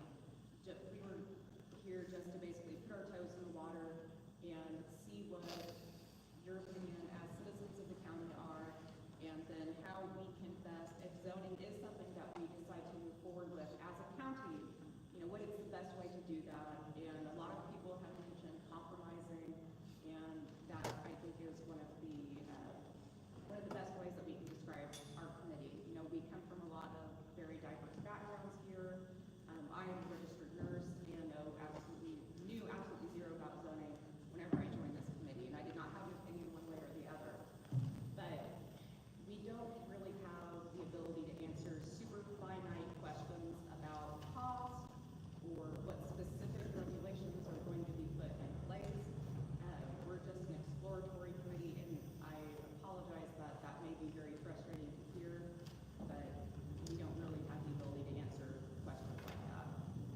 But there would be some investment. We don't know how much it is, but there'd be some. I think if you want it done right, you're gonna have, Something's free. So, my thoughts on that, and I'll get right back to you. One, the state statutes do allow for a budget to be carved out for the zoning, so obviously there's gonna be cost involved. What that cost is gonna look like, I don't think that there was any way, I mean, there was a way for us to research it, so, for example, Cherokee County just passed their zoning resolution, I think, late last year. And they're in the process of seating their board, I think, earlier this year, and I think their planning commission. So that might be something that we maybe reach out and see what costs they've incurred, if, to answer that question, maybe. But unfortunately, we just don't have that data. But one other comment, you've got several areas that you consider zones. One of the greatest things that occurred in Bourbon County the last 30 years has been hunting and recreation areas. I've got property surrounded by non-resident hunters. And Mr. Young mentioned, nobody can hunt in Bourbon County now. The reason nobody can hunt now is because I thought deer were great things when I first saw them in Bourbon County. About 10 years later, I had a 28-acre soybean field, visited with 80 deer. I could not raise a profitable crop in that area. Now, the only way I can recuperate any money from that loss, and I've had 6 wrecked family vehicles. Deer are simply too large an animal to roam around the county and around their highways. But anyway, this is an action by the government, Parks and Wildlife, and no way can I get around accessing any damage, but to rent that property, or lease that property to hunters. So I'm sorry, Jason, that's the true life. I wish I could let people hunt on my property. But that's the only way I can recoup to. So anyway, hunting and recreation is a tremendous aspect in this county, and particularly, so I don't know what to do with it, but that's. I mean, I don't want to get too in deep in the woods. I definitely agree with what you're saying. I personally, and again, I don't want to get too deep into that, I don't have any problem with a resident of Bourbon County leasing their land out to hunt. Personally, this, again, has nothing to do with zoning or anything like that. I have more of a problem with places like TNC who own a lot of the land in the southeast part of the county, and they essentially can, because they own so much land in that area, they can monopolize any land that comes up for sale, and they have more money than me, and that's their right, I guess. I don't like it, and that's what I don't like. I don't like it's a resident of Bourbon County, a resident of Kansas, has to deal with 20 out-of-state people coming in and hunting public land, and I can't even, the second, the rut hits, the deer get run completely out of there. I don't like that. Zoning doesn't solve that problem, I don't think. Unless you crack down and did a lot of codification in zoning, and I don't think anybody in Bourbon County wants that. I really don't. And I'll be completely honest with you. I'm a Democrat, and I am pro-solar. I have a lot of different views than a lot of people in the county, but I also grew up in this county. I also grew up and strongly believe in personal liberties. I think property tax is the worst tax because you don't ever own anything. You rent it from the government. If you don't pay your property tax, they take it away. I hate it. That's not very Democrat, but that's how I feel, and that's how I was raised. And like I said, I grew up in this county, so we got a little personal. We got a little into the weeds, but yeah, I understand renting your property out for hunters. And I don't think anybody wants to stop that because that's your livelihood, and you live on the land, and you're a Bourbon County resident. Why would anybody want to prevent it? Maybe I heard wrong. I think Ryan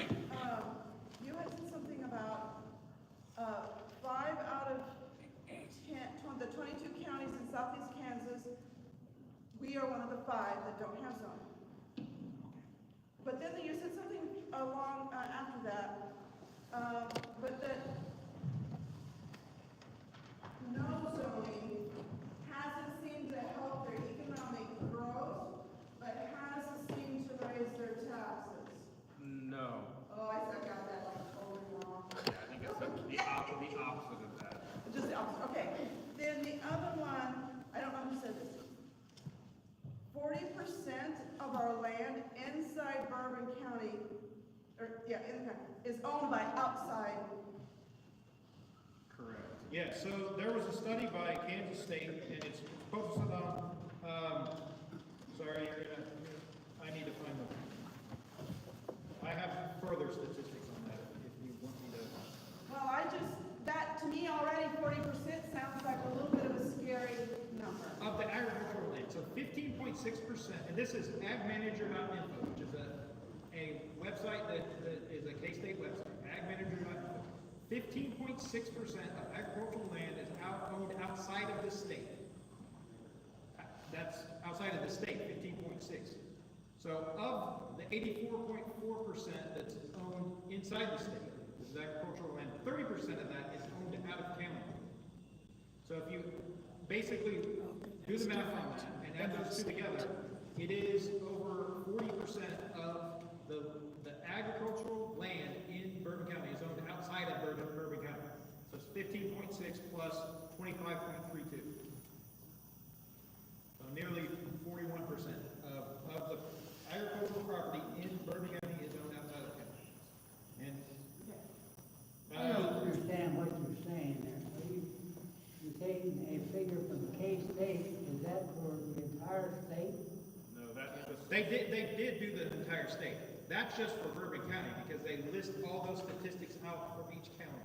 So the article that was posted in, or it had every county listed out by those percentages and those breakdowns. And they list 40% of the agricultural land, both farmland and grazing land is owned by people outside of the county. Yes. Johnson County is the #1 county. Well, actually, no, Crawford County is the #1 county. #2 is Johnson. I would say that some of those figures you have are skewed a little bit. And I'm just going to give a personal example, is that land that's owned outside the county specifically. Well, my brother owns like 140 acres. He inherited it from my dad. He lives in Belleville, Kansas, and he lets my brother farm it. But the bottom line is he's an out-of-county owner, but he grew up here, he graduated here, he became a medical doctor. You can't hold it against people if they inherit the land, I mean, and you live out of county. It's not holding it against anybody. It's just No, but they don't have that statistics in there is what I'm saying. Sure. To me, that's a homeboy landowner there. He cares about land. Right, but there are also a lot of, I don't want to get too much into that. I mean, we're going down the road there. Ultimately, that statistic jumps out to me because it is a big statistic, and there are a lot of outside interests that are looking at counties that are non-zoned, that are looking at buying up land for purposes of industrial and commercial, and there are a lot more things coming down the pipe than just data centers that, you know. And again, I'm in the middle, so I see both ways. I don't want to get too much into that. So, go ahead. Go ahead. Okay. I think one of the major concerns here is a thing called unintended consequences. That's one of the, and I'll give you an example. You, I don't know where the gentleman went, that said, talk to a neighbor from another county. Well, I accidentally, not intentionally, did talk to somebody from Lynn County, or used to live in Lynn County. He was a farmer. He got frustrated. He sold his farm. He said that if he had a cow go through a fence, he had to go to the county seat to get a permit to fix his own fence. No, that's not. And he seemed to think that was accurate. No, they cannot zone. That's what he told me. The state of Kansas has statutes that they cannot zone for purposes of ag. They If I can't can make. clarify, Lynn County, they do require permits, but they don't charge a fee, and they don't deny those permits. They do it so that they get a jump start on your tax assessment. Okay, so anyway. His complaint was he had to go to Mound City every time he turned around to get a permit to do whatever he wanted to do. But what they're saying to you is that that's never gonna happen. That's what's called unintended consequences. The reality is, we don't know what's gonna happen. We don't know what the people are gonna do. We don't know what the That means you those need to five. pay attention who you vote for in office, because those are the people that make your decisions. Yes, that's the only time you would have a chance to do it, is in November when you re-elect.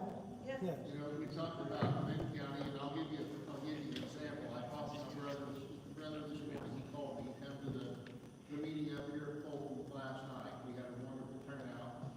He owns 320 acres, just right straight west of Manning, there. So anyway, when the storm went through here the other night, he lost a farm. And David, he farms, I don't know how many thousands acres he farms in Bourbon, Lynn, I think he's got a little bit of farms in Anderson County. But he lost his farm. He said, you know, that's not a big deal. He said, all I gotta do is go up and get me a permit to put a new barn up. But I got him there last fall.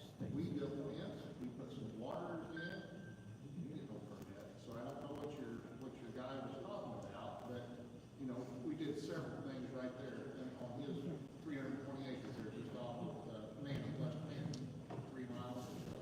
All I know is what he told me. That's the difference between codification and zoning though, because that's a building permit that they're talking about, not zoning. Yeah, and we're not for codification. Yeah, I know. Now, okay. So, somebody, Katie wanted to talk, go ahead. are you good, Katie? No, go ahead, I'll jump in. All right, sir, thanks. So we're gonna talk about unintended consequences. So here's a big unintended consequence. Company comes in, midnight, that's my euphemism, comes in, landlord signs the deal, landlord signs an NDA. You don't know about it. They didn't come to me and say, hey man, guess what, we're gonna build solar panels, we're gonna put in 3 sections of solar panels across the street, 3 sections. Nobody talked to me about it, nobody talked to my neighbors about it, but here's the kick. You want to talk about unintended consequences? Where's the plan? You're not telling me what you're gonna do. You're not telling me how you're laying out the grid. And then when I find out that, oh, you don't have to follow the codes, because there are no codes. This county has no codes. This county can't do anything. So they can go in, they don't even have to use certified electricians by law. They don't have to, they do, but they don't have to. Okay? So there is no oversight from the state. I call the state. The state is hands off. The state wants the money. Senator Moran is your senator. He's voting right now to keep the Green New Deal alive. He wants the money. That's why that's the gist of this. It's always about the money. So I'm like, that's the unintended consequence. But here's the kick. They're getting all this money, but are your taxes going down? That's my point. I'm gonna keep driving that point down. You want this economic development? We keep talking about it. You're gonna subsidize economic development. Yeah, okay. You had windmills. Did you get anything out of it? Now they're gonna bring in solar. Are you gonna get anything out of it? Go talk to all the other counties around America that they benefit from economic development. I would much rather a gentleman come in here or a family come in here and do a small business and let's grow it like that. The vast majority of our industry in the country is small business only. So don't talk about unintended consequences, because there's unintended consequences on both sides. Be logical and rational about it. It's about the money. It's always going to be about the money. Sorry. Thank you. Good. Yeah, so my question, when will this, like, information or the surveys or these things or whatever, when will that be presented to the commission? For them to, like, are we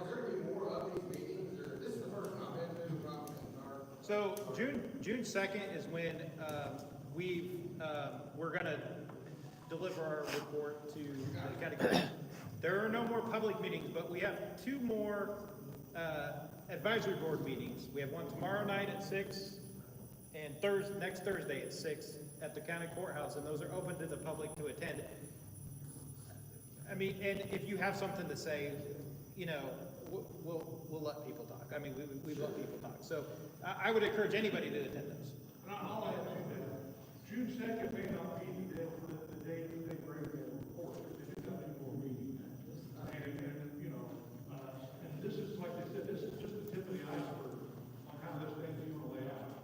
Once they bring the report to us, then we start a series of work sessions that's going to include public hearings as well, before we ever make that final decision for the legal guys start writing. Or whether or not to go in favor of or against. I like the discussion. It's good. Like, they can send this information to you, you're one way, right? So when they present this information to you, even though the two commissioners have X amount of work sessions to decide whether or not you will be in favor of or against the zone. Okay, yeah. Jump in on this, but, okay, so, there is a statement out there, and I made it. I said at the beginning, it's not a matter of if we're going to zone, but a matter of how we're going to zone.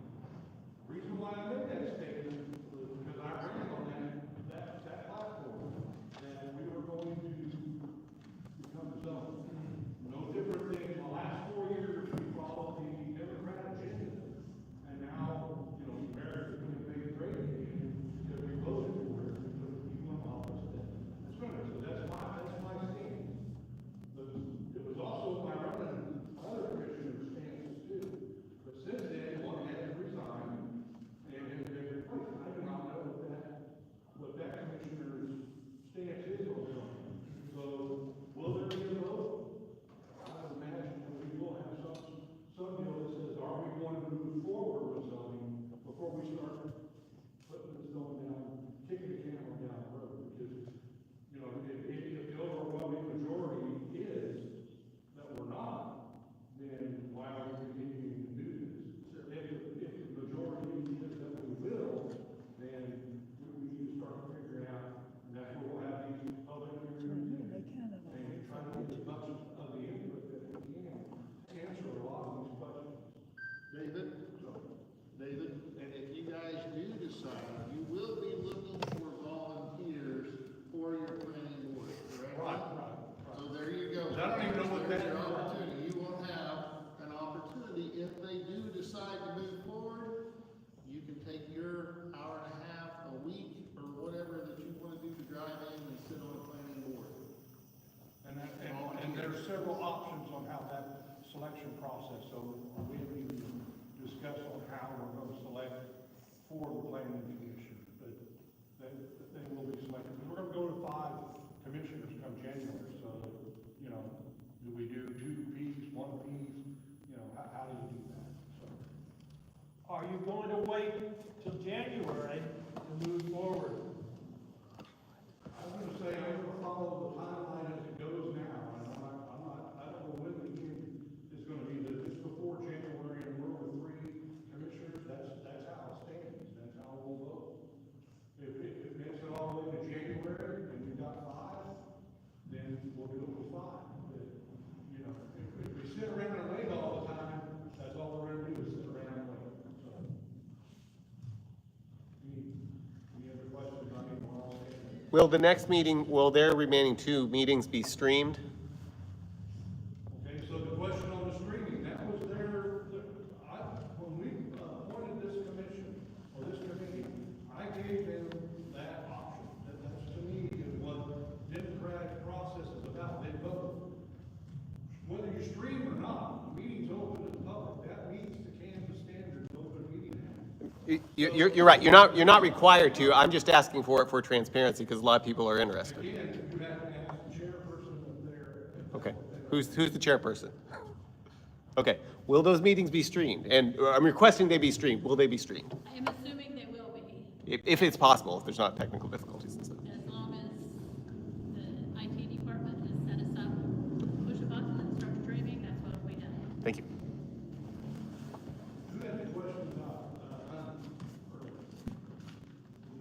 I just commented, a lot of this county is owned by people whose sole interest is hunting and recreation. That's not part of our, it's already zoned, if you didn't know it. If you have business, you have to get a special permit from the Kansas Wildlife Park, especially if you've got shooting areas, walking hunting areas, that is a form of zoning by the Kansas Department of Wildlife Park. They put a restriction on people's land, and so it's already there. Are we, as a county, going to tell people where they can run, where they can't run? Not outside the state regulations. All right, love the discussion, and I don't want to discourage everybody, I'm getting hungry, but, anybody else have anything to add? Go ahead.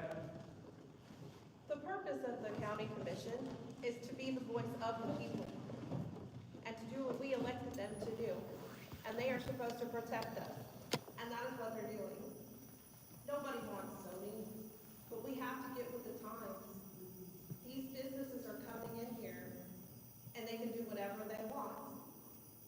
All they want to do is set up restrictions so that there are setbacks. They don't want to tell you you can't have solar panels or you can't have turbines, no matter how much most of us don't like them.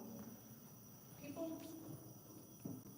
get informed. Don't just keep saying the same thing that has always been said. We don't want zoning, we don't want zoning, we don't need more government overreach. We don't, but we also have to protect ourselves.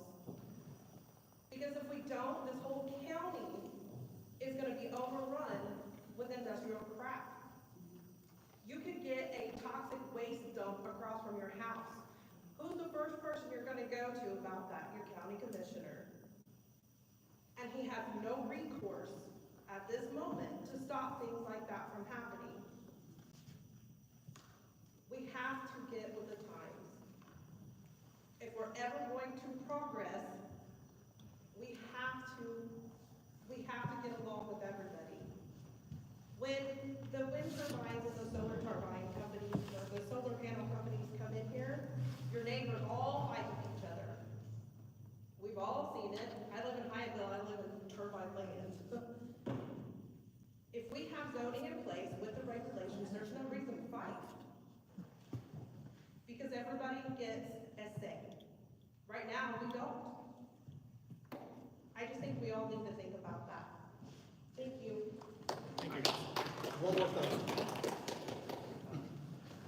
Everybody keeps saying, well, if we do zoning, it starts out this way, but then it goes in another direction, and another direction, and another direction. That is all up to the county commissioners, whether they're honest, whether they're listening to the people and those kind of things. So it's up to us to attend meetings, make sure we get the county commissioners in there that we want, and all those things. The money for these solar panels goes away.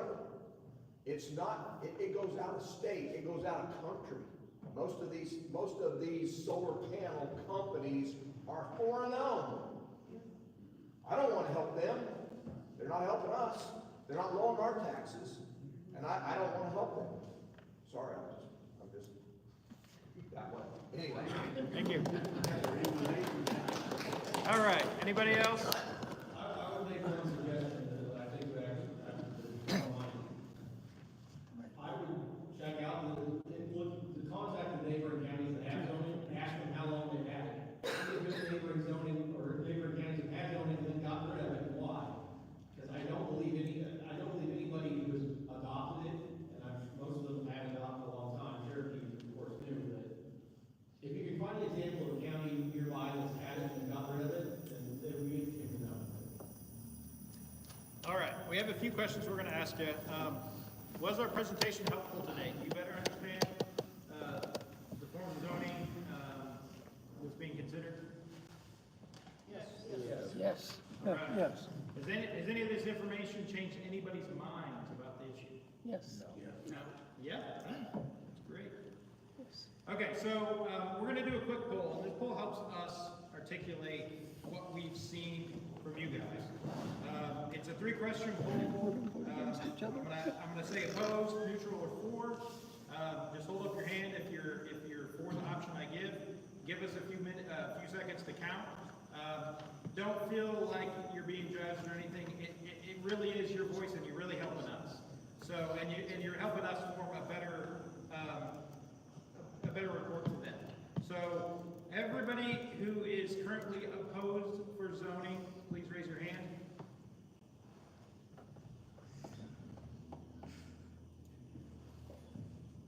All right. Anybody that's neutral? Thank you, guys. And all those for zoning?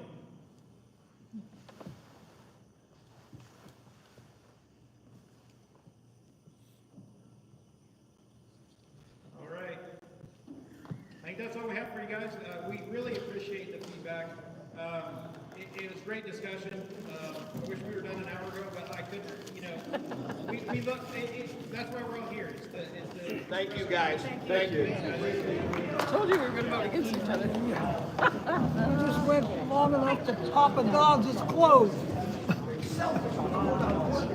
You voted, you canceled each other's votes out? Yes, we did. That's all right.